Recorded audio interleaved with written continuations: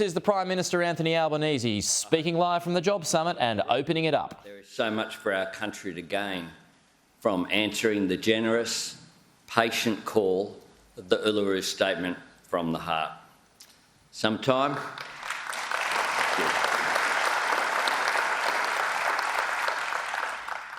together we'll all be lifted up as a nation.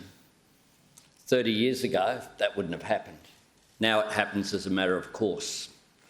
And we will, with a voice to Parliament enshrined in our Constitution, all wonder why it hadn't happened 30 years ago as well. To Premiers and Chief Ministers, welcome. To my colleagues, parliamentary colleagues from across the spectrum who are here, welcome as well. To all of our friends who are here from the whole of Australian society, welcome. And to my fellow Australians, welcome to Parliament House. Thank you for bringing your energy, your ideas and your leadership to the National Jobs and Skills Summit. The 2 days ahead of us have been shaped by more than 100 different roundtables and consultations undertaken by ministers and government members across every portfolio right across our vast continent, involving many tens of thousands of Australians if you add up all the meetings. And I also want to acknowledge all the conversations that businesses and industry and unions and community groups have engaged in and led themselves, working to bring shared principles and concrete proposals to this gathering.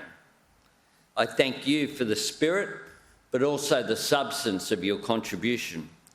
And in the same vein, I'm very pleased to announce that yesterday at National Cabinet, we reached an agreement between the Commonwealth and every state and territory government to create an additional 180,000 fee-free TAFE places for 2023. This is a $1.1 billion package, and we've agreed to share the costs between the Commonwealth and the states and territories. We'll continue to cooperate on the design of the long-term National Skills Agreement, and indeed we've agreed to the principles that will shape it.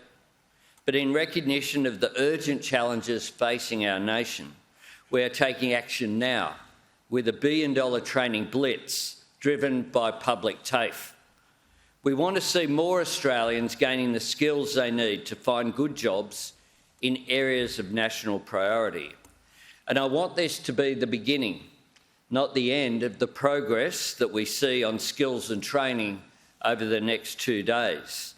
Because it's my great hope that this Jobs and Skills Summit marks the beginning of a new culture of cooperation, a new focus on working together to deal with the urgent challenges that our economy is facing, and new efforts to build together for the long term so Australians can seize and own the opportunities of the next decade. The summit's agenda reflects the challenges that the industries and businesses and people you represent are dealing with each and every day. Staff and skills shortages, missing links in supply chains, growing demand on our caring and community sector, an energy grid which is simply past its use-by date, structural barriers that deny women equality in opportunity, in pay and in financial security, and the squeeze of stagnant wages and rising living costs. These challenges are significant, but more than that, they're urgent.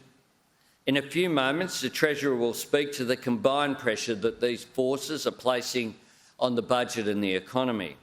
And once Jim has done that, I respectfully ask that all of us take the context as read and assume that our respective starting positions, our opening bids, if you like, are known and understood, because we've got a bit under 2 days. Let's promise each other that we won't spend them playing our greatest hits, rehashing the same arguments or reheating old conflicts. We have not gathered here to dig deeper trenches on the same old battlefields. Our goal, and indeed our responsibility, all of us, is to carry the conversation to the common ground where the work is done and the progress is made. building a stronger, fairer economy on the broadest possible foundation. Of course, I don't expect us to solve every problem and fix every issue before tomorrow afternoon, nor do I imagine everyone will be happy with every outcome. Compromises will need to be negotiated, sacrifices will need to be made. But if we can get it right, if we can seek out the points of consensus rather than reasons for disagreement, the results will certainly be worth it. I've said before, Australians have conflict fatigue.